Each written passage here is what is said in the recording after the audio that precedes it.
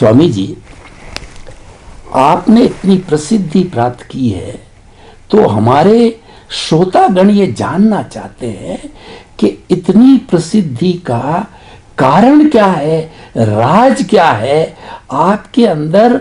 इस तरह की वैराग्य भावना, इस तरह के सत्य का उद्घाटन और इस तरह की बहुत बड़ी विधा किस तरीके से उत्पन्न हुई? वो क्या कारण थे कि आप इस दिशा के अंदर गए, आप साधना में गए, आपने ग्रस्त जीवन को स्वीकार नहीं किया? तो हम जानना चाहते हैं कि उसको प्राप्त करके, उसको सुन करके हम भी अपने जीवन को अच्छी तरह से डिजाइन करें। तो कृपया आपका स्थूल परिचय देंगे, हमें बताएंगे, और सूक्ष्म परिचय तो आप बोलेंगे तो ऑटोमेटिकली आपकी जबान पर सरस्वती विराजमान हमको मिल जाएगा।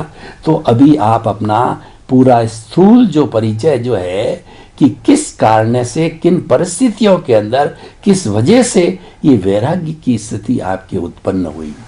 हम जब आध्यात्म विज्ञान की बात करेंगे तो ये बात जरूर ध्यान रखना कि ये बात कुदरती कानून और सनातन सत्य के ऊपर आधारित है, यूनिवर्सल ट्रूथ लॉ के ऊपर आधारित है। ये हमारी बातें कोई धर्म, संप्रदाय, व्यक्ति, गुरु, संस्था के ऊपर आधारित नहीं है। तो आइए हम इसको विस्तार से समझने की कोशिश करें। आपका प्रश्न था कि आपके जीवन में कैसे परिवर्तन आया। देखो, संसार के अंदर हर व्यक्ति हर अवतार में डेवलप होती होती आती है, और एक दिन वो अपने ही जीवन में जो कुछ डेवलपमेंट लेकर आए, इससे पूरा दुनिया का रहस्य, ये ब्रह्मांड का रहस्य, कुदरती कानून का रहस्य, कुदरत क्या है उनका रहस्य, और हमारा मन वचन काया से चलता हुआ जीवन क्या है, इनका पूरा रहस्य खुला हो जाता है। इसको कहते हैं आध्यात्मिक परिभाषा में, इसको कहते हैं दर्शन या तो सम्यक दर्शन। तो ये दर्शन बचपन से हमने पाया है, कुदरती रूप से मैं लेकर आया हूँ, मगर ये जो दर्शन है समय समय पे वो एडवांस होता है, अपग्रेड होता है और ग्रोड होता जाता है। इसमें शार्पनेस एंड क्लैरिटी आती है विजन के अंदर। तो ये कैसे होता है? क्योंकि जब इंसान को जब सनातन सत्य समझ में आ जाता है तो सबसे पहले मोह नहीं रहता है, क्योंकि जब सनातन सत्य समझ में आ जाता है तभी मालूम हो जाता है कि सुख तो मेरा स्वभाव है, बाहर कोई जगह सुख है ही नहीं, वैसे दुख भी नहीं है, ये दोनों अपनी कल्पना है। कुदरत तो ये कहती है मैं आपके कर्मों का फल देता हूँ, फल को आप लेबल लगाते हैं कि इसको सुख कहूंगा या तो इसको दुख कहूंगा। अगर कोई गरीब व्यक्ति है जो मंदिर के बाहर बैठी है, अगर मैंने उसे 5 रुपया दिया तो उनके लिए सुख है, और वही मंदिर के बाहर कोई व्यक्ति BMW में से आएंगे, नीचे उतरेंगे, मैं उनको 5 रुपया दूंगा तो उनके लिए अपमान है। तो ये सुख दुख की परिभाषा वो तो हमारी है, कुदरत तो एग्जाम का रिजल्ट जैसे है। और इसीलिए जब ये सनातन सत्य समझ में आ जाता है तो जो सुख ढूंढने का जो बाहर प्रयास था वो सबसे पहले समाप्त हो जाता है। ये पहली बात है।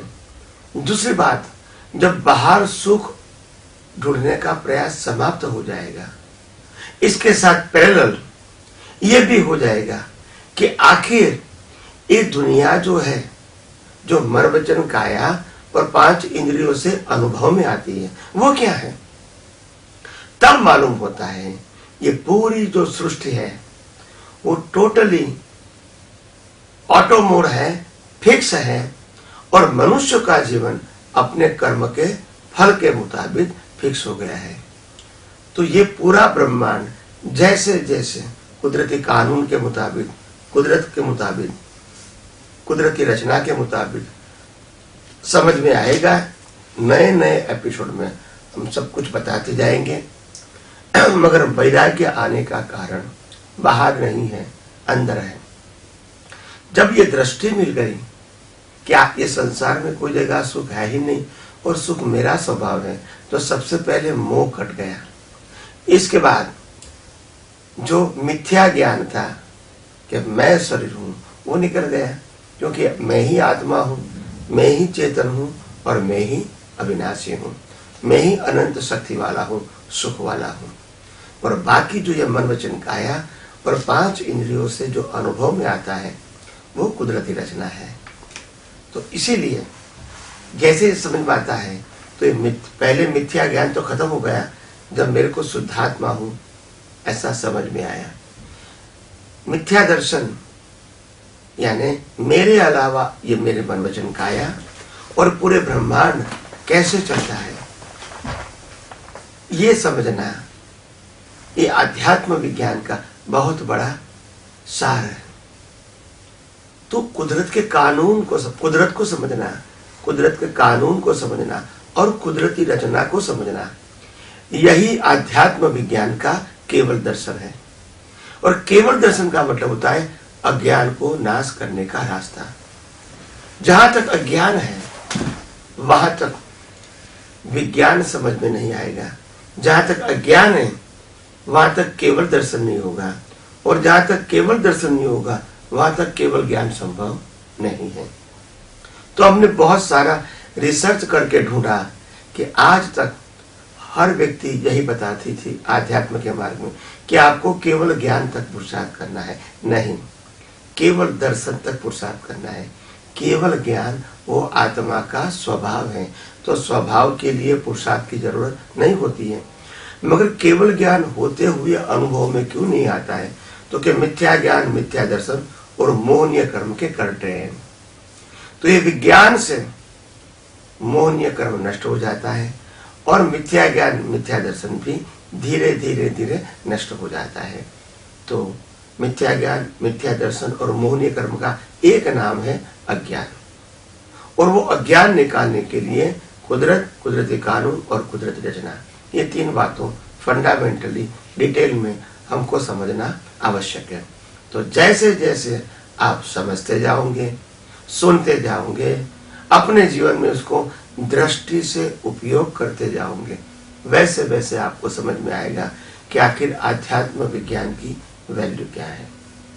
दूसरी बात, आध्यात्म विज्ञान वो आर्ट ऑफ विजन सिखाता है, दुनिया को देखने की नजरिया, मन वचन काया उनकी अवस्था को देखने की नजरिया, ऐसी दृष्टि आपको देता है ताकि राग द्वेष खत्म हो जाए, अज्ञानता खत्म हो जाए, नए कर्म बनने बंद हो जाए, और अगर बनेंगे तो भी मोक्ष मार्ग के लिए लायक और सहायक बनेंगे। यही विज्ञान से चिंता मुक्त दशा प्राप्त होती है, भीख और भय समाप्त होता है और आत्मविश्वास जागृत हो जाता है। तभी से अंतर्मुखी दृष्टि दिन ब दिन परिपक्व होती जाती है और अंदर का आत्मविश्वास ही और अज्ञान को खत्म करने में शक्तिशाली बनता है। अंदर का आत्मविश्वास और खुद ये विज्ञान का उपयोग दृष्टि से वो ही हमको ये मुक्ति की ओर आगे ले जाने में, हमको और हमारे सभी को अपने जीवन में अनुभव के मार्ग में आगे बढ़ने के लिए श्रेष्ठ साधन है। और इसीलिए ये साधन का उपयोग जितना जितना करते रहोगे इतना इतना हम सबको अनुभव इसी बर्थ में होगा। और इसीलिए मैं समझता हूँ कि आज प्राथमिकता से ये बात जो हमने रखी गई है वो आपके लिए बहुत काम में आएगी और धीरे धीरे हम और भी आगे बात करते रहेंगे।